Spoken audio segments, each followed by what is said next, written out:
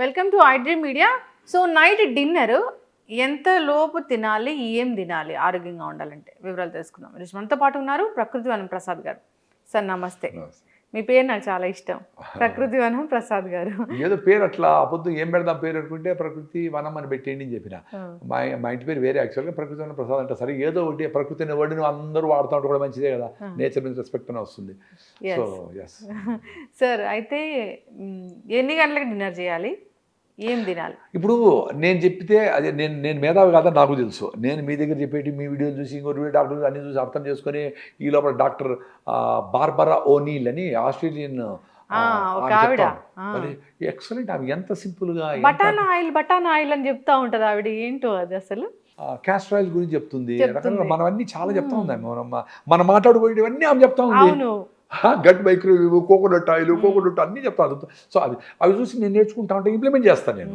నా ఎందుకు చూస్తానంటే కొంతమంది అయినా నేను ఇంప్లిమెంట్ చేసుకొని చెప్తా. నేను మిల్లెట్స్ నుండి ఎక్కువ తిని సన్నగా అయిపోయి B12 డెఫిషియన్సీ వచ్చిన తర్వాత సన్నగా ఉండేవాళ్ళు ఎక్కువ మిల్లెట్స్ నేను కూడా చెప్పినా.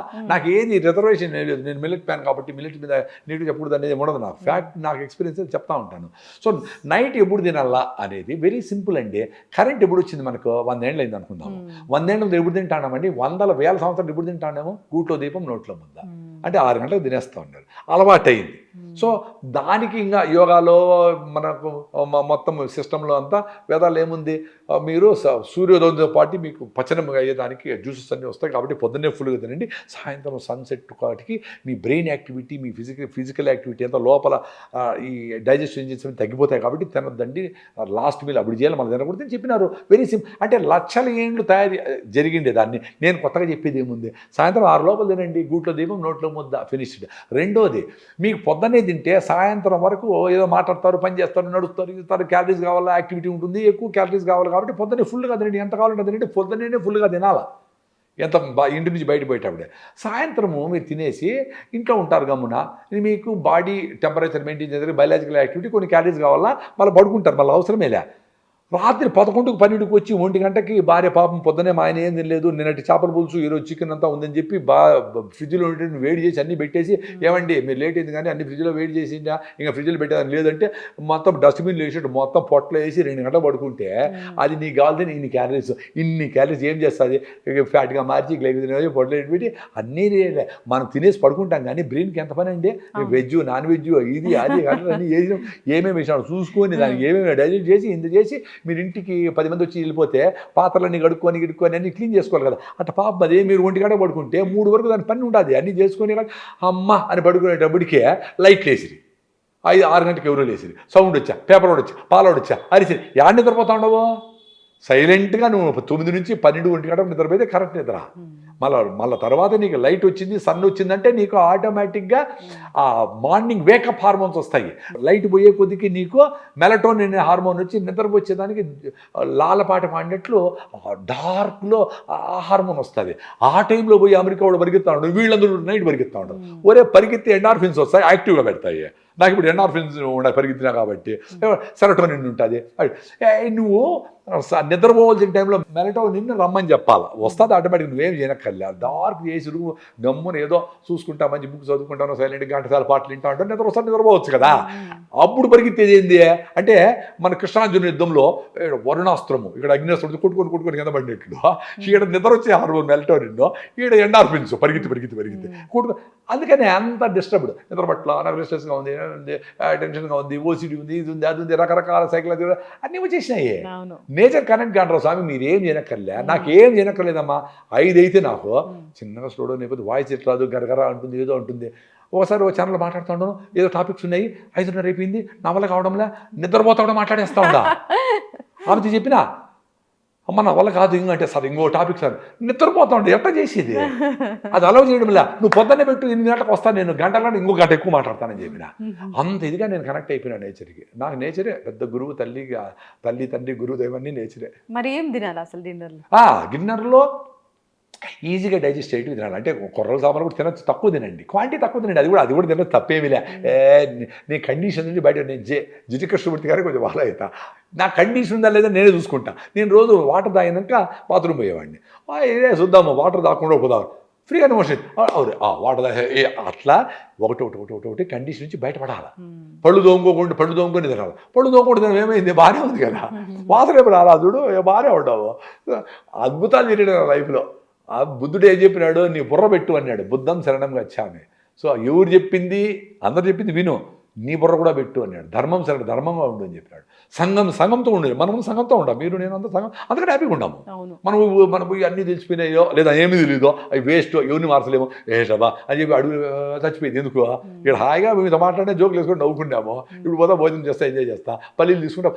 అట్లా ఎంజాయ్ చేయండి లైఫ్. చచ్చిపోయే లోపల కష్టంగా ఏందో అందరి అవర్షంతో అడవిలోకి వెళ్ళిపోయి సన్యాసత్వం ఏం అవసరం లే, హ్యాపీగా ఉండొచ్చు. సో సాయంత్రము మీరు ట్రెడిషనల్గా తినే ఫుడ్, దేశీ బియ్యమో, ఒక జొన్న రొట్టె, అన్ని శనగలు, ప్రోటీన్ కావాలి కదా. నేను వెజిటేరియన్, నా హిమోగ్లోబిన్ 15.3 హెచ్బి, 15.3. నాకే ఆశ్చర్యము, ఏం రోజు బెల్లము రాయిదావు తాత. సో జొన్న రొట్టెలు ఇవి తింటాను, దేశీ బియ్యం కూడా ఎప్పుడన్నా వారంలో 2 సార్లు తింటాను. సో సాయంత్రము అన్ని గుగ్గిళ్ళు, బఠానీలు, శనగలు, ఉలవలు ఏదో ఒకటి రోజు మీరు గుళ్ళో పెడతారు గుగ్గిళ్ళు, మీకు కూడా చెప్తా ఉండదు. నేను ఏదో మీకు చెప్పినట్లే ఉంటాను, టీవీకి చెప్పినట్లు ఉండదు నాకు. ఎందుకంటే మీరు మారితే చాలు ప్రపంచం మారినట్లు, నేను మారితే చాలు ప్రపంచం. సో గుగ్గిళ్ళు, బఠానీలు తీసుకొని బాగా పెట్టేసి కొబ్బరి తురుము వేసి దానికి తెరమాత పెట్టుకొని అన్ని గుగ్గిళ్ళు, ఒక ఆకుకూర వీలైతే ఆ వెజిటబుల్ ఆకుకూర, ఆ జొన్న రొట్టెనే పెట్టుకొని వేడిగా పెట్టుకొని అది నంచుకొని తిన్నారనుకో సూపర్గా ఉంటుంది. ఒకే జొన్న రొట్టె, పెద్ద అసిడిటీ పేషెంట్ నేను, ఎట్టపోయినా అసిడిటీ. నమస్కారం ఆ రాగులకి, ఆ జీవన విధానానికి. సో అది తినేసేయండి. ఇంకా సాయంత్రము సార్ 6 తింటే మళ్ళీ 9కి ఆకలి చేస్తావు సార్. నువ్వు బేసిక్గా అది ఇంప్లాంట్ చేసావు నీ మైండ్లో. 6 తింటే 9 ఆకలి అవుతుంది, 9 ఇంకా ఆకలి కాలేదు అంటే ఆకలి అవుతుంది. అప్పుడు ఏం చెప్తావు, అమ్మ సారీ అమ్మా అని నీళ్ళు తాగు గ్లాస్. రేపు కూడా కొంచెం ఆకలి కావచ్చు, మళ్ళీ నీళ్ళు తాగు. 3 రోజుల నుంచి ఏముండదు, అలవాటు చేయాలి. 2-3 రోజులే, మళ్ళీ ఏముండదు. ఆకలికి భయపడదండి. ఫస్ట్ ఆకలి భయపడకుండా ఉండాలి. పొద్దున్నే మీరు 5 గంటలకు 2 రోజులు అలవాటు పెట్టుకొని లేచారనుకో, 3 రోజులు అదే చెప్తాను.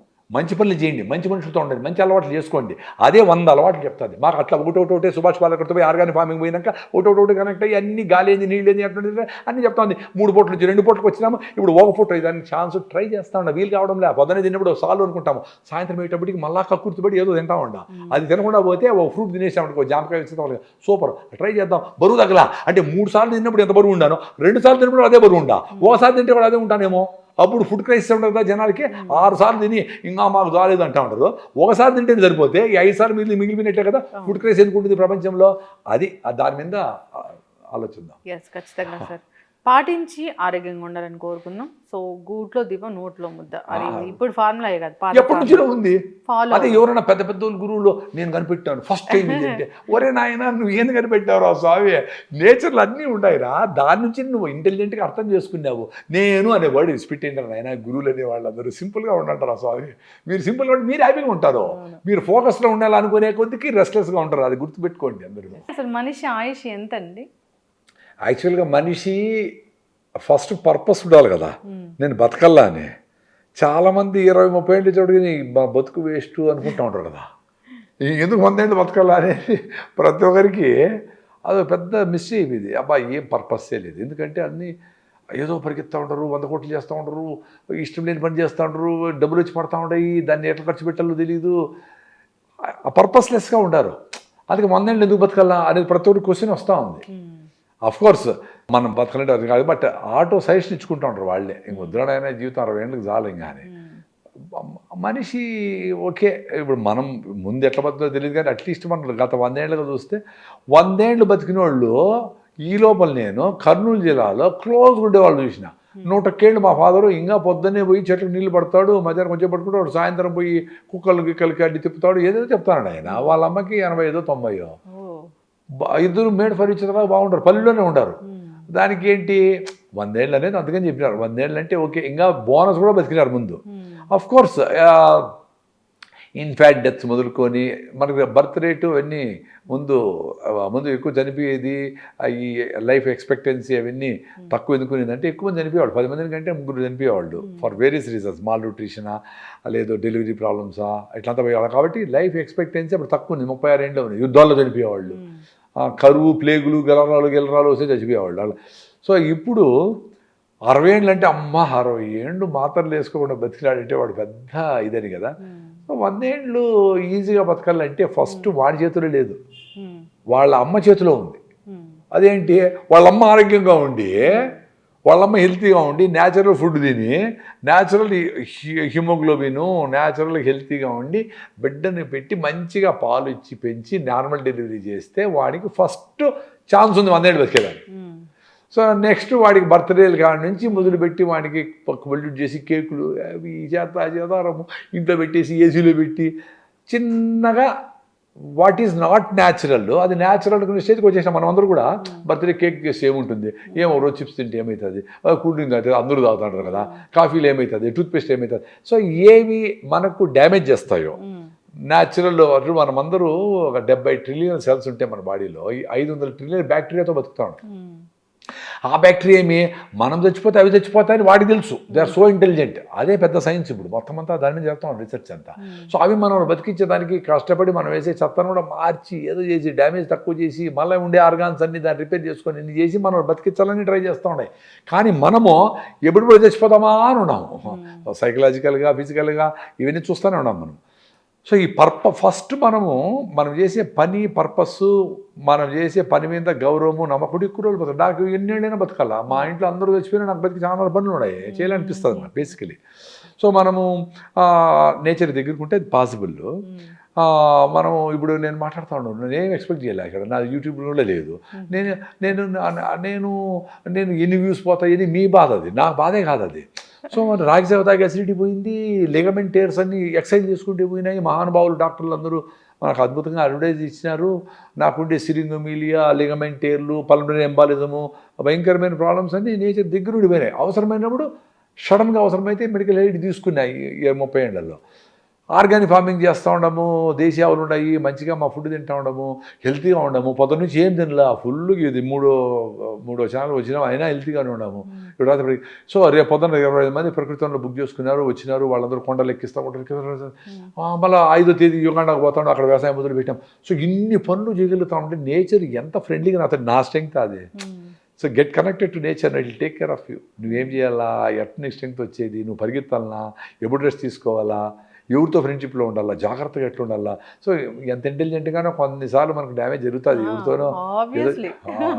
ఇప్పుడు చాలామంది మనం బెస్ట్ అనుకొని ఫ్రెండ్షిప్ చేస్తాము, ఏదో మోసం చేసి ఉంటాడు ఒకటి, రెండోది ఫెయిల్ కూడా అయింటాడు. సో ఆ ఫెయిల్ అయ్యేదానికి మన అసెస్మెంట్ కరెక్టా రాంగా, లేదు వాడి ఎఫిషియన్సీ తక్కువ అనేది ఒకటి క్వశ్చన్ చేసుకోవచ్చు. సో ఆఫ్ లేట్ మనము గ్రో అయ్యే కొద్దికి అది తగ్గి 10 అటెంప్ట్స్ చేస్తే 1-2 ఫెయిల్ అయితే ఓకే, 10లో 9 ఫెయిల్ అయితే ఆ సిచ్యుయేషన్ నుంచి బయటపడి మన జర్నీ స్టార్ట్ అవుతా అంటే బాగుంటుంది. ఇప్పుడు బాగా క్లోజ్ మా బావమరుదులతో వీళ్ళతో చేద్దాము, ఇది చేద్దాము, చెల్లెళ్ళు అక్క చెల్లెళ్ళు చేద్దాము అనుకునేది కాదు. ఎఫిషియెంట్ పీపుల్తో ఫ్రెండ్షిప్ చేయాలి, ఎఫిషియెంట్ పీపుల్తో బిజినెస్ చేయాలి, ఎఫిషియెంట్ పీపుల్తో కాన్వర్జేషన్ చేయాలి, ఎఫిషియెంట్ పీపుల్తో కలిసి వాకింగ్ చేయాలా, జర్నీ చేయాలా, డిస్కషన్ చేయాలా. అట్లా like minded people, good thoughts ఇట్లా ఉండడంతో మనకు చాలా తెలుస్తాయి. ఇప్పుడు మీరు ఇంటర్వ్యూ చేస్తూ ఉంటారు, చాలామంది చేస్తారు, చాలా విషయాలు అవునా నిజమా అని మీకు అర్థమవుతూ ఉంటుంది. ప్రాబబ్లీ 100 తీసుకుంటే 1-2 చేసి చూస్తారు, ఆ చేసిన డెఫినెట్ రిజల్ట్స్ వస్తుంది, ఆ ఎక్స్పీరియన్స్ పొందుతారు. ఎప్పుడైతే మీరు ఎక్స్పీరియన్స్ పొందినారో దాన్ని వదిలిపెట్టే ఎవరు. ఇప్పుడు రాయిజావుతో అసిడిటీ పోతే 1 వారం రోజుల తర్వాత వాడు ఎందుకు రాయిజావు వదిలిపెడతాడు? మందులు వాడేది వదిలిపెట్టేలా అని వాడతారు. ఎవరైనా కానీ మందు ఆపేది ఎందుకు, దాని సైడ్ ఎఫెక్ట్స్ మంచిది కాదు, డబ్బులు ఎక్స్పెన్సివ్, ఎందుకు తినాలా అనే క్వశ్చన్తో వేసుకుంటూ ఉంటాడు మందులు.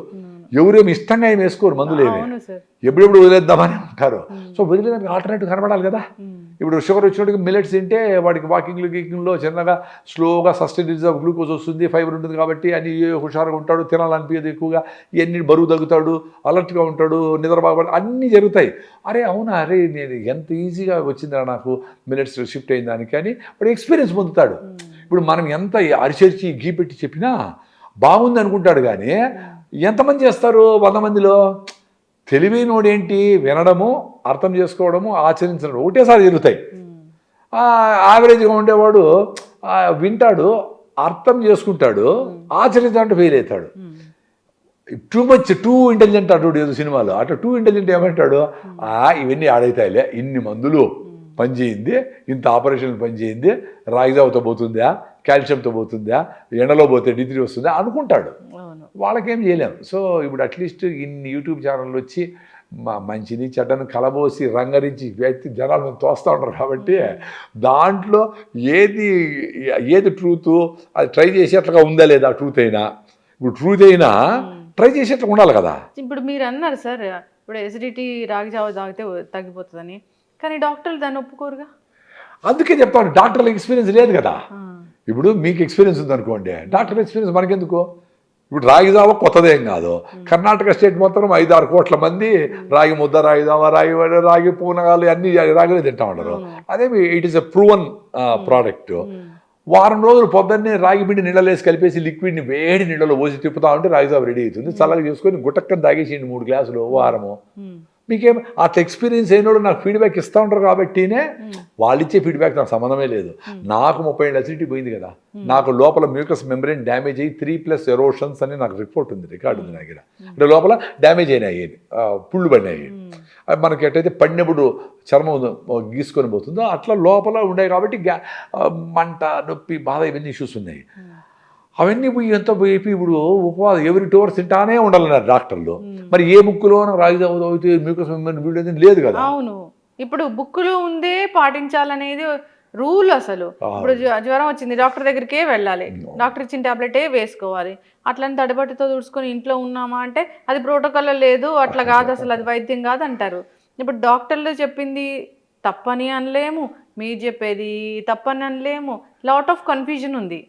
ఇప్పుడు డాక్టర్లకు అందరికీ వాళ్ళ ఎడ్యుకేషన్లో ప్రివెంటివ్ మెడిసిన్ ఉంది. అంటే జబ్బు రాకుండా ఏం చేయాలా, లైఫ్ స్టైల్, యోగా, ప్రాణాయామ, పొద్దున వెళ్ళా, రాత్రి అడిగి పడుకోవాలా, నువ్వు ఫ్రెష్గా గాలి వచ్చే దగ్గర ఉండాలా, ఆన్లైన్ వాటర్ తాగాల, నది నీళ్ళు వేడి చేసుకొని తాగాల, ఆర్గానిక్ ఫుడ్ తినాలా, ఇవన్నీ చెప్తారు కదా. చెప్పే టైం ఉందో లేదో నాకు డాక్టర్లు తెలియదు, వినే ఓపిక ఉండే జనాలు ఉండాలి నాకు తెలియదు, కానీ ఇట్స్ ఎ ఫ్యాక్ట్.